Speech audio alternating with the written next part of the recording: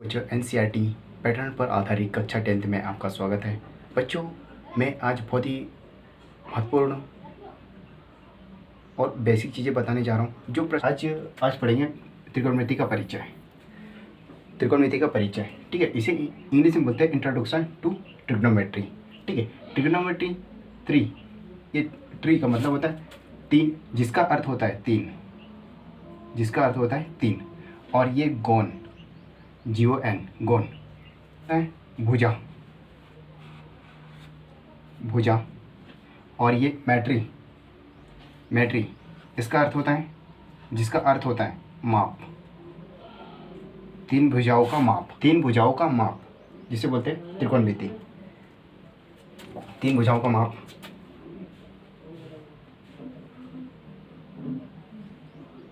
ये हो गई तीन भुजाएं, है ना। इसको मान सकते हैं A मान लो, इसे B मान सकते हैं, इसे C, आपको जो लगे वो। और ये जो B, ये रेखा है, ये समकोण होता है। और समकोण हमेशा 90 डिग्री का होता है। ओके बच्चों। और ये इसके सामने वाली भुजा हमेशा, समकोण के सामने वाली भुजा हमेशा कर्ण होते हैं, कर्ण। और ये लंब, ये लंब है। और ये आधार, आधार, ठीक है। और दूसरा एक तरीका होता है, अगर कभी भी इसे अगर आप मानते हो थीटा, ए की सम्मुख भुजा बोले तो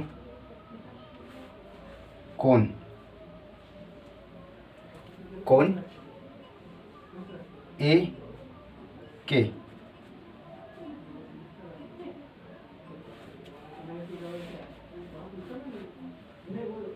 सम्मुख भुजा,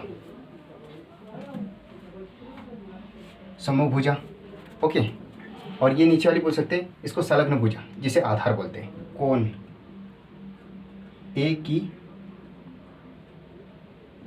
संलग्न भुजा, ओके बच्चों, ठीक है। इसके जो सामने जो रहती एक कोण थीटा, अगर इसी से मांग लें कॉस ए, जैसे कॉस ए, ठीक है बच्चों। मैं अभी थोड़ा धीरे धीरे आपको समझाने की कोशिश करता हूँ। ये ट्रिग्नोमेट्री के बारे में तो आप समझ गए होंगे, ओके। इसे थोड़ा सा मिटा देता हूँ मैं।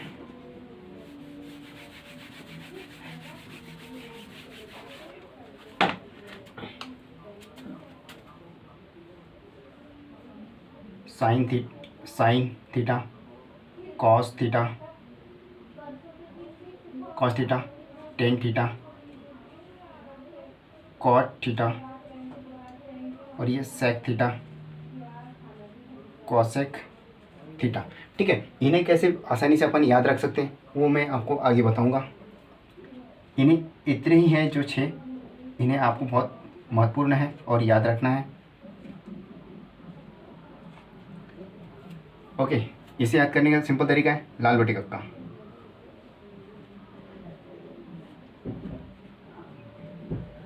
कक्का, ओके।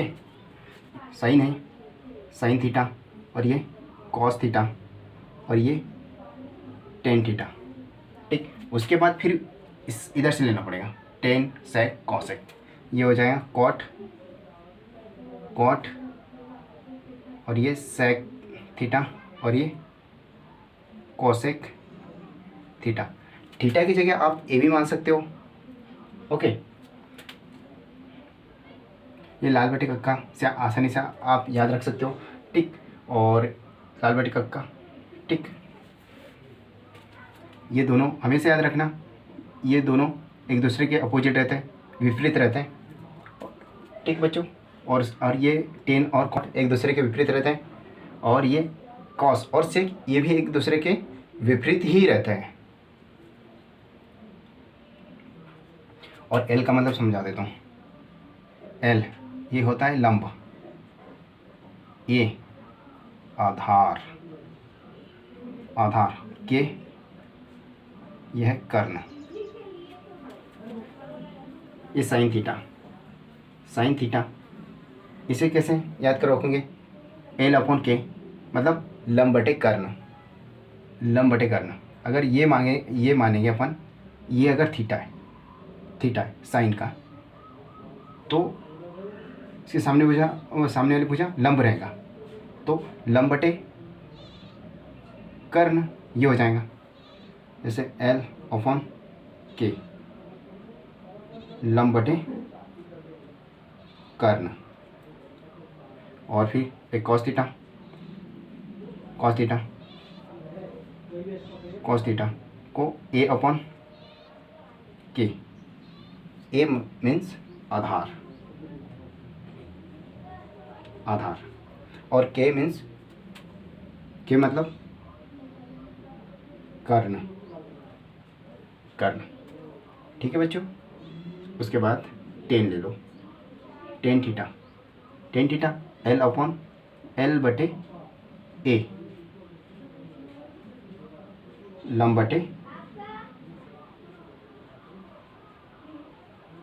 बटे आधार। उसके बाद ये कॉट थीटा का,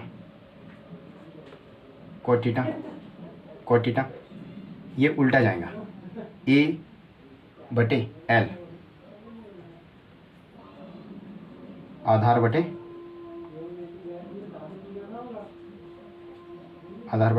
ये लंब। ठीक, उसके बाद यहीं पे करते हैं दूसरा, ये सेक K बटे A, sec theta, sec theta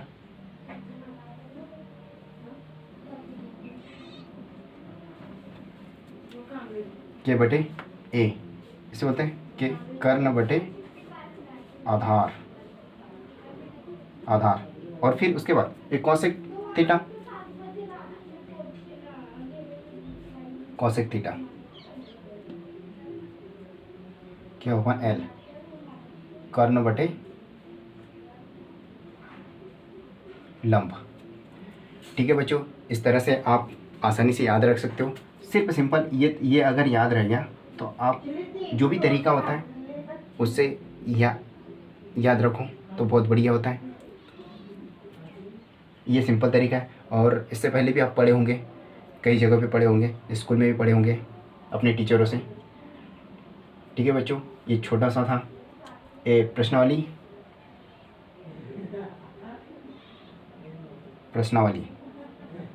8.1।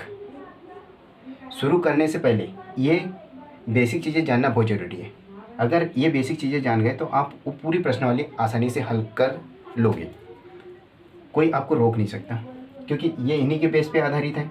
Okay, और दूसरा एक तरीका बताता हूँ। देखो, अगर ये थीटा यहाँ पे रखा है तो थीटा के अनुसार ये इनकी भुजाएं चेंज हो जाती हैं। ओके, अगर इसके सामने वाली भुजा लंब हो जाएगी और ये समकोण के सामने वाले हमेशा कर्ण रहती है। ठीक है, और इसके ये आधार। और दूसरा तरीका एक बताता हूँ, ये हो गया A और ये C, ये समकोण, और यहाँ अगर अपन ने थीटा मान लिया तो इसके सामने की भुजा हमेशा कोण C की सम्मुख भुजा, मतलब ये लंब होगा, जो सबसे दूरी पर है उसे बोलते हैं लंब। ये हो गया लंब, और ये C की संलग्न कोण, C की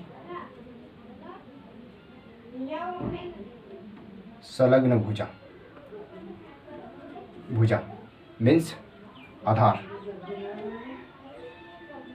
और एक बात हमेशा याद रखना, ये समकोण के सामने की भुजा हमेशा कर्ण होती है।